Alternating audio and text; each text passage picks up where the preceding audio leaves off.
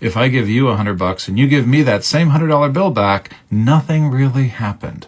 But if NVIDIA gives OpenAI $100 billion and OpenAI gives NVIDIA $100 billion to buy chips, now we have investment and stock valuations. That's essentially what's happening right now, and it's not just between NVIDIA and OpenAI, it's also between OpenAI and Oracle, which did the same trick just like a week or two ago, where Oracle invested lots and lots and lots in OpenAI very publicly, and part of how they did it is because OpenAI was going to buy lots and lots and lots from Oracle to help set up their new Stargate data center. I guess we're creating shareholder value. But seriously, every economic cycle has a new kind of financing. And if you study it, the financing that develops reflects something interesting about this moment. In this case, what's interesting is the concentration of risk. OpenAI is being crowned by all of these investors as the biggest purchaser, the biggest investor. They're the only AI company investing 50-ish% of their entire budget to the tune of like tens of billions of dollars in research and development for AI over the next half decade.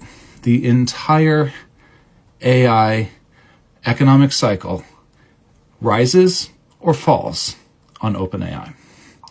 Everybody else, and this is not about models, right? Like Anthropic has excellent models. Google has excellent models in an incredible strategic position.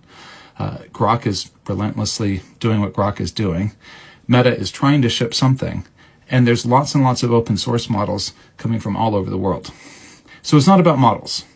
It's about the strategic position of the players on the board and who is getting investments at scale and who is buying at scale. And in both cases, the answer is OpenAI, and it's only OpenAI. And so we have what we would call concentration risk.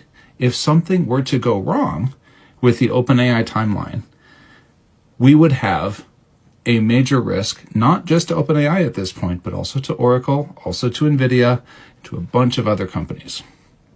Now, to be fair, there isn't an indication that the optimistic timelines they've set themselves are incorrect to the downside.